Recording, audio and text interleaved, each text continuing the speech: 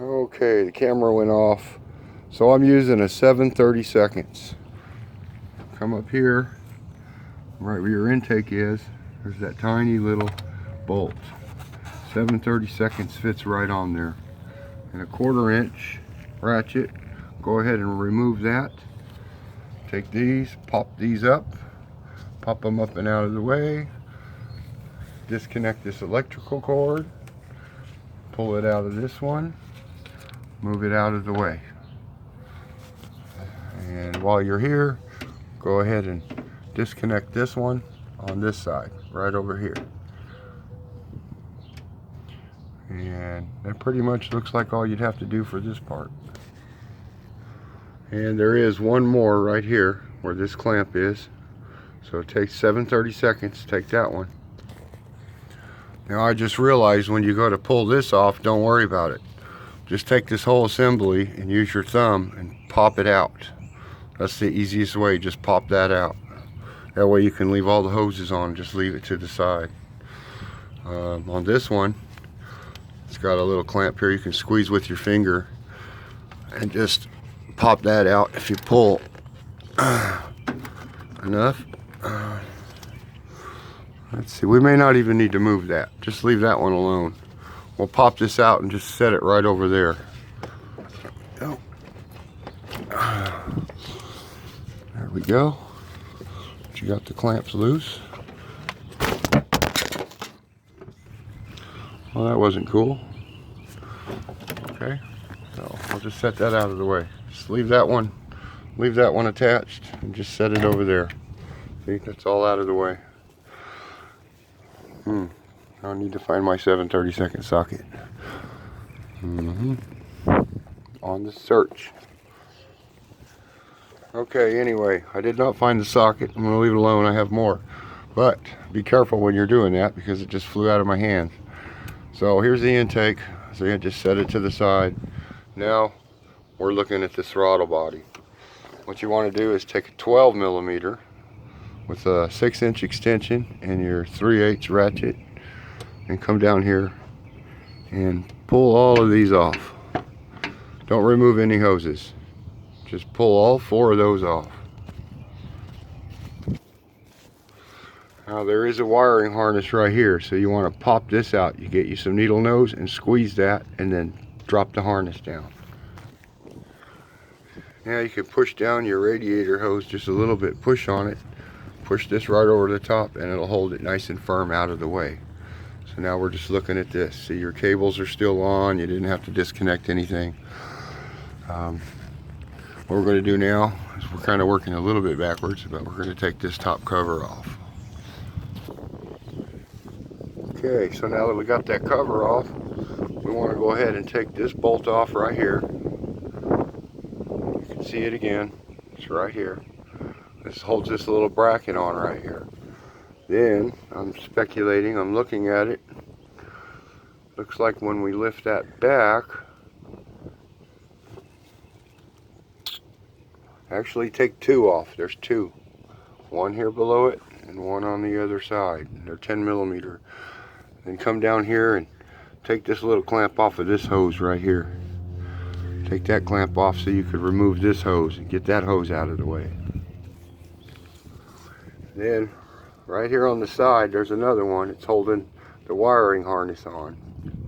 So take that one out there. And I don't feel any more, so it looks like there's just one right there. Take that one out. Okay, so now you got all that loose up here.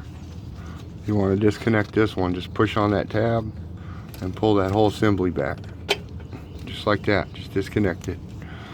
Pull that kind of out of the way, and you got your hose out of the way. Now what we're going to do is we're going to work on these nuts right here on the top and these bolts on the bottom. 3 on the bottom, 2 on the top. And in case you're wondering about lifting the motor, see, if you lift it and you jack it up just high enough where the bolt will go back in here, but not too far where the engine falls back. And down there, what it does is it gives you plenty of room down here. Look at this, I can fit my whole hand in here. And that way this will come back further. All right, now disconnect this one. take that off, pull that out of the way because we're going to have to move this forward. Here we are, we're back to 12 millimeter. Doing the lower bolts, you want a short, maybe a 2-inch extension, and your 12, a short 12. Then this will come right off. Now this one came right off, but by looking at it, if you look down where that engine mount is that we were discussing, right down here, there's actually a bar that holds this manifold up, and there's going to be, like, I don't know if it's a 10 or a 12, it was missing, so somebody had already removed it. But there's one on the bottom that you'll have to remove. That's it. Then when you lift this up, you can come right over here where that wire harness is, pop it off of there, and that way you can take the whole thing out of your way. And there's the starter waiting for you to remove it. Now this gets a little tricky. You reach back there and disconnect these plugs. No big deal. Once you disconnect the plugs, you'll see that these two will come up a little bit further, and then you can slide them off of this track or take this bolt off. It's up to you.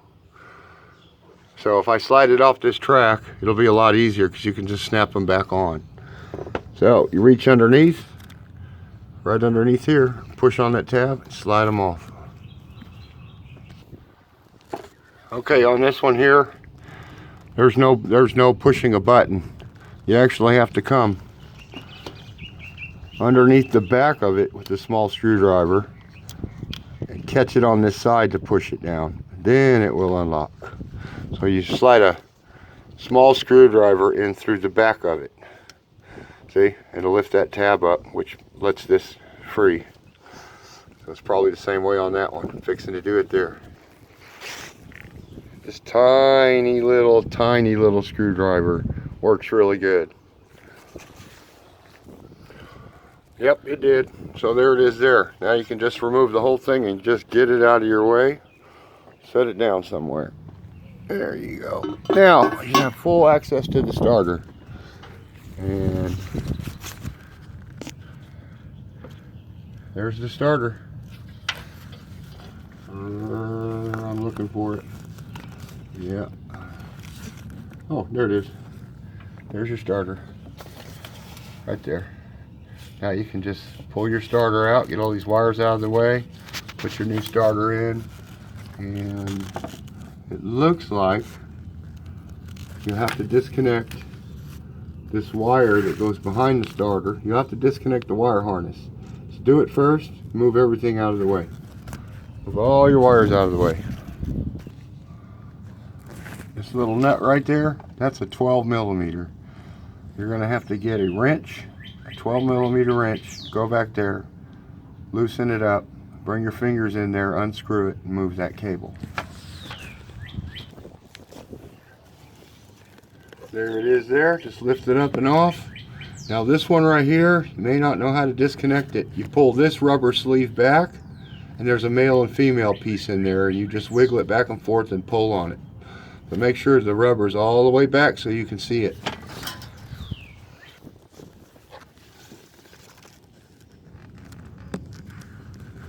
That's what it looks like. Okay, so we got all this disconnected. All this will just move out of the way. There's if you want to move this, push that, get this off, move that whole cable harness out of the way, and you can access the bolts to take the starter off.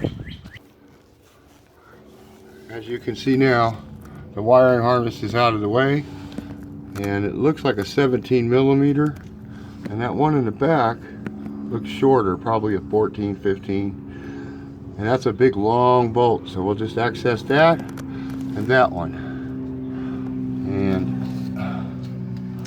of course move your wiring harness out of the way. There you go.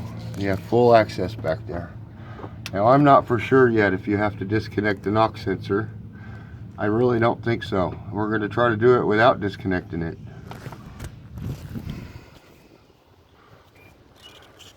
So yeah, it is a 14 in the back. So use all your strength to crack that open, and then you could finger loosen it all the way through, and I don't think you're going to have to remove that knock sensor. Do not use a deep socket on that. I don't think you'll be able to pull it out. It is well advised to have a small steel pole for this one, unless you have some immaculate strength. But you're going to have to crack this one free. You can hear it.